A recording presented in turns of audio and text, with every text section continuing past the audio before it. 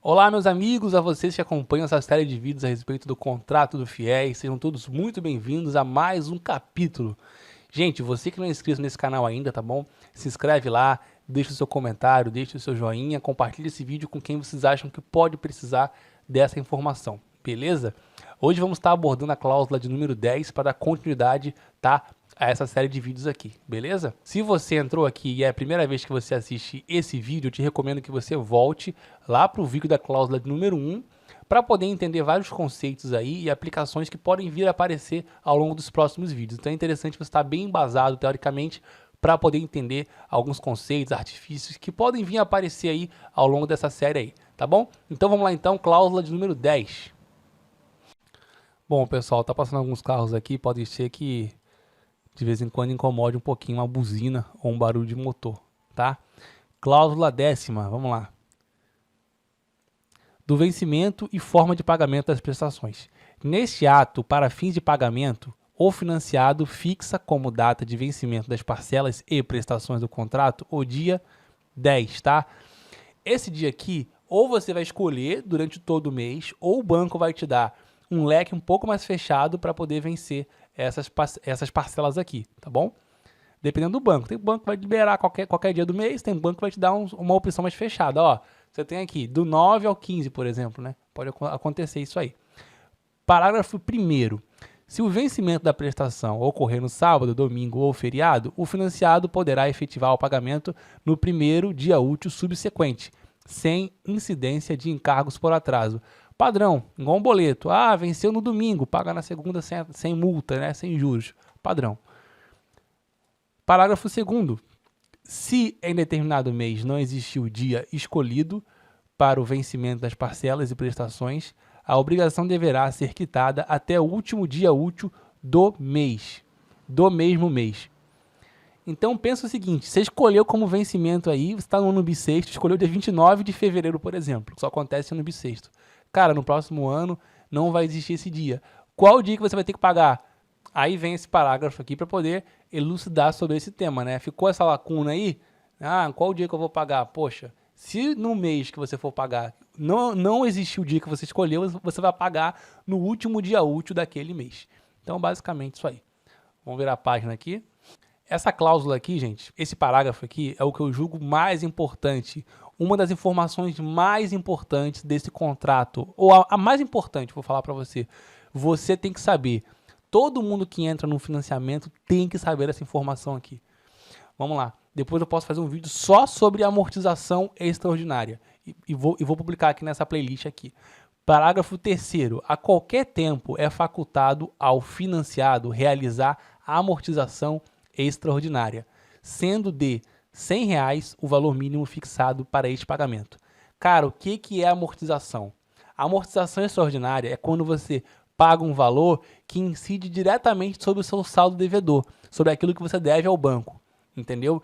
E o que significa isso? Você pagando esse valor direto ao saldo devedor, abaixa o que você deve, abaixa os juros, você paga o financiamento mais rápido, você paga prestações menores. Então é um impacto muito grande. Você tem lá para você pagar as suas parcelas mensais, né? Ah, sei lá, R$500 por mês. Todo mês você paga R$500. Parte é juros, parte é amortização. A parte que é amortização diminui do seu saldo devedor. Quando você faz uma amortização extraordinária, ou seja, você paga a tua parcela mais um valor por fora, esse valor por fora incide diretamente no saldo devedor. Diminui o teu saldo. Diminuindo o teu saldo, diminui os teus juros ao longo do tempo que falta você pagar, o teu juros é menor, consequentemente a tua prestação também é menor. Ou você diminui o tempo com que você tem que pagar esse financiamento. Então é muito importante você conhecer a amortização extraordinária. Depois eu posso fazer um vídeo falando só sobre ela, como você termina, por exemplo, o financiamento de 20 anos em 5, por exemplo, entendeu? É mais ou menos isso aí. Vamos lá então, parágrafo 4º.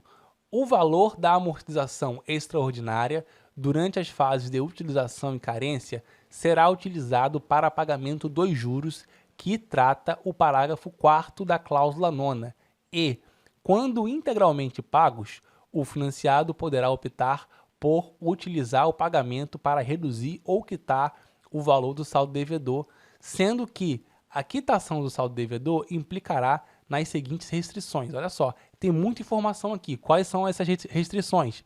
1. O financiado não poderá mais aditar seu contrato. 2. O financiado não terá direito a um novo financiamento pelo FIES. Cara, muita informação aqui. Vamos focar primeiro aqui, ó. Amortização extraordinária. O valor da amortização extraordinária durante as fases de utilização e carência. Se você está na fase de utilização, cursando, ou na fase de carência, até 1 ano e meio depois de você acabar o seu curso. Dentro dessa fase, se você fizer uma amortização extraordinária, ou seja, você pagar além da parcela, tua parcela é de 500, você vai pagar 700. 500 mais 200. Esse 200 aqui, ele vai servir para você poder pagar os juros gerado durante a fase do curso, durante a fase de utilização, tá bom? O que diz aqui o contrato aqui? Se você fizer uma amortização extraordinária, paga além do que você deve pagar, esse valor além vai servir para você reduzir os seus juros, não para você reduzir o seu saldo devedor. É muito importante isso aqui, fazer essa separação. Sempre que você faz um financiamento, né, você gera juros, você paga um encargo ao banco, né? Sabe aqueles R$50 trimestral do FIES, ou agora acho que é 150, pessoas já me falaram que está em 200 e poucos, trimestral que você paga por trimestre? Então, esse valor serve para quê? Serve para você reduzir os seus juros, os juros que você vai pagar na fase de amortização, lá na frente. Você paga esse valor trimestralmente, esse valor diminui a quantidade de juros pago na fase de amortização, quando começar a pagar a parcela. Beleza. Caso você queira fazer uma amortização extraordinária, que é pagar além do que você deve pagar na fase de utilização e carência, tá bom? Nessa fase. Quer fazer uma amortização extraordinária? O teu valor, que for além da tua parcela, vai servir para pagar os juros, não para reduzir o teu saldo devedor. É muito importante isso aqui. Agora, o que diz aqui logo depois aqui, tá? Depois que o teu juros for pago integralmente, depois que o juros gerado for pago integralmente, né, você poderá optar para utilizar esse valor da amortização extraordinária para quitar o teu saldo devedor, tá bom? Para poder ir pagando. Aí sim começa a ficar legal o negócio. Você vai usar esse valor para poder diminuir a tua dívida em si, tá bom? Para poder reduzir aquilo que você deve. Porque o que você paga de juros não impacta na redução do saldo devedor. Não impacta na redução da tua dívida, beleza? E aí diz o seguinte aqui. Aí depois que você acabar de pagar os juros, você pode sim optar por pagar o saldo devedor. Tá aqui, né? Tá aqui. Beleza. Sendo que a quitação do saldo devedor implicará nas seguintes restrições. Se você quitar o saldo devedor durante a tua fase de utilização ou durante a fase de carência, cara, eles são muito cretinos aqui nesse ponto. Por quê? Por um lado a gente entende, mas por outro é um pouco complicado. Olha só, caso você pague a dívida que você tem com o FIES durante a fase de utilização ou durante a fase de carência, o que diz aqui? Número 1, o financiado não poderá mais aditar o seu contrato. Ou seja, você vai pagar a dívida que você gerou, né, com o FIES e você não pode mais usar o FIES. Não pode mais aditar o seu contrato. Essa é uma das interpretações aqui. Ou, também eu posso pensar o seguinte aqui, o financiado não poderá mais aditar o seu contrato. Eu gerei uma dívida proporcional aos semestres que eu cursei e depois, sei lá, eu cursei 3 semestres e aí paguei minha dívida. Eu vou pagar a dívida proporcional aos 3 semestres, né? E não posso mais usar o FIES. Então, eles botam a gente aqui numa sinuca de bico. Poxa, se eu quiser antecipar o pagamento, eu não posso, de forma nenhuma. Quais são as sanções se eu fizer isso aqui? Eu posso perder o meu FIES, não posso mais fazer aditamentos, que é o ato de eu ir lá no banco ou ir no CIS-FIES e dizer, quero continuar com o FIES, né? Dar aquele aceite lá semestralmente, não posso. Outra consequência, se eu fizer isso, se eu quiser pagar a minha dívida ainda cursando ou na fase de carência, não terá mais direito a um novo FIES. Não tem por que eles fazerem isso, né? Eu penso que não tem porquê. Um motivo que eu penso assim, uma motivação muito pequena seria o seguinte, eles podem pensar o seguinte, se você tem condições de pagar a dívida, você não precisa do FIES. Seria mais ou menos isso aí. Mas eu acho que é uma coisa que todos têm direito. o maior direito é você pagar a tua dívida, aquilo que você deve, né? Para você não aumentar os seus juros, né? Mas, enfim, é uma coisa que está aqui no contrato. Vamos lá. Parágrafo 5º. Na fase de amortização, o financiado poderá realizar amortização extraordinária na fase de amortização e optar por abater ou quitar o saldo devedor, bem como reduzir o prazo do financiamento. Aqui, gente, aqui está a chave de como reduzir o seu financiamento de 20 anos em 5. É você fazendo amortizações extraordinárias. Cara, o teu financiamento custa R$ 500 por mês. Você paga 200. Custa 500, o teu financiamento custa R$ 500 por mês. Você paga 700, 200 a mais. Esse 200 a mais, ele vai diretamente na tua dívida, diretamente no cerne do problema. E ao longo, sei lá, de um ano, esse 200 a mais reduz sua parcela, por exemplo, pela metade. Tem que fazer o cálculo, é claro, né? Aqui é uma estimativa, tá bom? Ou diminui o tempo com que você tem que pagar esse financiamento. Então é muito importante entender o efeito da amortização extraordinária. Já falei lá em cima, vou repetir de novo. Essa é a informação mais importante que você tem que saber desse contrato aqui, tá bom? Deixa eu levantar aqui agora. Parei na 5ª, né? Cláusula 5ª, pá. Financiamento não terá mais... tá. Aqui, cláusula 5ª da amortização, que é a informação mais importante do contrato. Parágrafo 6º. O pagamento das parcelas e prestações devidas para a amortização ou liquidação das obrigações assumidas em decorrência deste contrato será efetuado pelo financiado mediante débito em conta corrente. Muito interessante isso aqui. Lá no começo, né, em alguma cláusula do começo, ele diz que é o banco que vai dizer a forma de pagamento. Então, pode ser por boleto, pode ser por transferência, pode ser por DOC, pode ser por N coisas. E aqui ele define, né, no cláusula 10, parágrafo 6º, ele define, ó, o pagamento vai ser por débito em conta corrente. Se eu não me engano, a Caixa, algumas pessoas que financiaram pela Caixa pagavam via boleto, tá bom? Tinha essa opção. Não sei como é que tá agora. Muito tempo que eu não tenho contato com ninguém que fez fiéis, né? Vamos lá.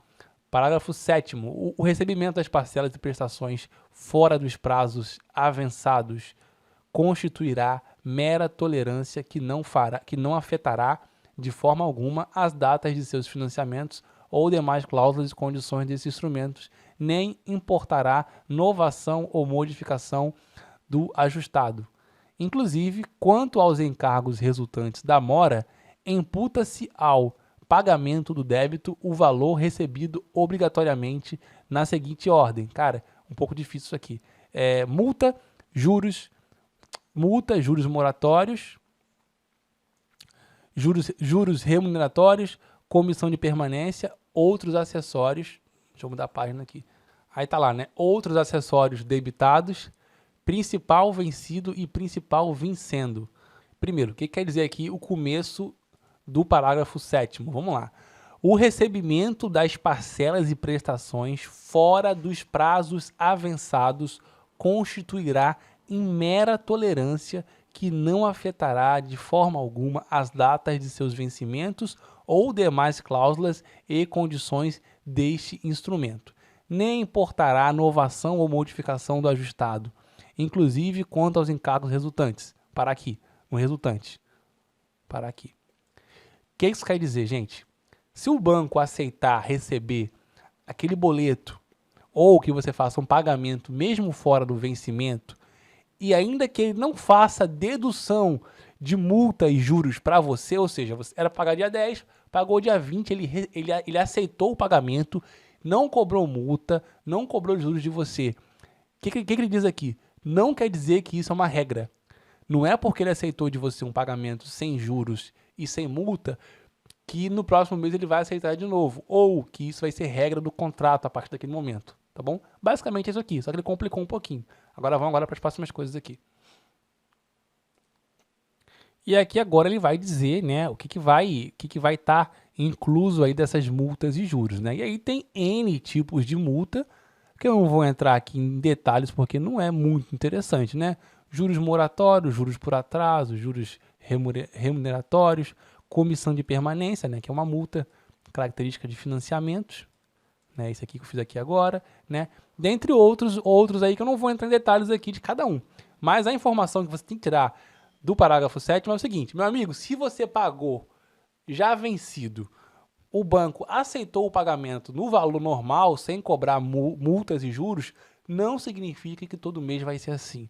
Não significa que a partir de agora isso vai ser uma regra. Basicamente é isso, tá bom? Vamos para a próxima.